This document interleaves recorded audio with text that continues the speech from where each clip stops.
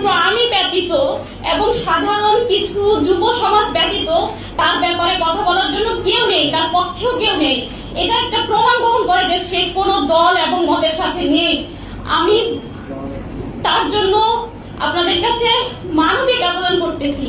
সে নিরীহ মানুষ, হয়তো কোনো মিস আন্ডারস্ট্যান্ডিং হতে পারে, তার ব্যাপারে হয়তো ভুল হতে পারে, সে একেবারে নিরীহ একটা মানুষ।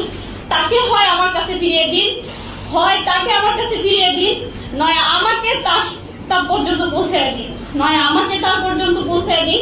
তার ব্যাপারে কথা বলারও কেউ থাকবে না, তার ব্যাপারে আপনাদের সামনে ফেস হওয়ারও কেউ থাকবে না। আমাকে তার পর্যন্ত অ্যাটলিস্ট পৌঁছে দিন। আমি আপনাদেরকে না মামুলাত গুলো আদায় করতে পারতেছি না, আমার নামাজের কোনো অর্থ ঠিক আছে না, আমার কোনো কিছু ঠিক আছে। আমি এই জীবনটা চাচ্ছি না এরকম। আমার দিন শেষে আমার রবের সামনে দাঁড়াতে হবে। দিন শেষে আমাকে আমার রবের সামনে দাঁড়িয়ে ইন্ডিভিজুয়ালি আমার জবাবদিহিটা আমাকেই করতে হবে। আমি এই লাইফটা আর বেয়ার করতে পারতেছি না। আমি আর কোনোভাবেই আমি এটা নিতে পারতেছি না। আমি ফিজিক্যালি প্রচন্ড রকম উইক হয়ে গেছি। আমি হাত জোর করে বলবো আপনাদের কাছে, আমার এই নিউজটা আপনারা মাননীয় প্রধানমন্ত্রী পর্যন্ত পৌঁছে দিন। আমি হাত জোর করে বলবো আপনারা প্রধানমন্ত্রীর কাছে আমার এই নিউজটা পৌঁছে দিন। উনি যেন অতি সত্বর অনেক অল্প সময়ের মধ্যে ওনাকে আমাদের কাছে ফিরিয়ে দেন। উনি একেবারেই নিরীহ সাধারণ একটা মানুষ। ঠিক আমি যেমন, ঠিক উনি যেমন, ঠিক আমি যেমন, আমরা প্রত্যেকে নিরীহ মানুষ। আমি কিছুই জানি না, আমি এই অঙ্গনের মানুষও না। আমি আবার বলি, আমি এই অঙ্গনের মানুষও না।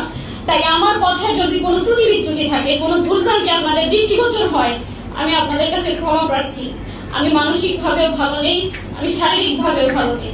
আমার পক্ষ থেকে আমি আপনাদের বোন, আমি ওনাকে অনেক ভালোবাসি, আমি আপনাদের বোন। জাস্ট আমি ওনাকে ফিরে পেতে চাই।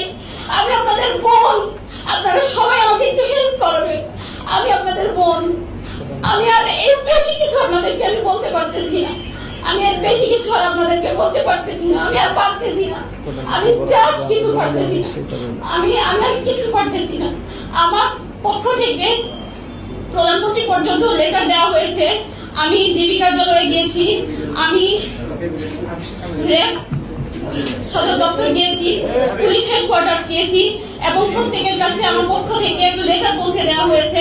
আমি আসার আগে র্যাব হেডকোয়ার্টার থেকে র্যাবের ডিজি স্যারের সাথে দেখা করে এসেছি। উনি আমাকে আশ্বস্ত করেছেন যে আমাদের কাছে নেই, অ্যাটলিস্ট আমাদের কাছে থাকে আমি আপনাকে ইনফর্ম করতে পারতাম, আমাদের কাছে নেই। আমি তার সার্বিক সহযোগিতা কামনা করে এসেছি যে আপনি আমাকে সাহায্য করেন। তিনি আমাকে আশ্বস্ত করছেন, তিনি তার নাম্বারগুলো রেখেছেন, তিনি বলেছেন যে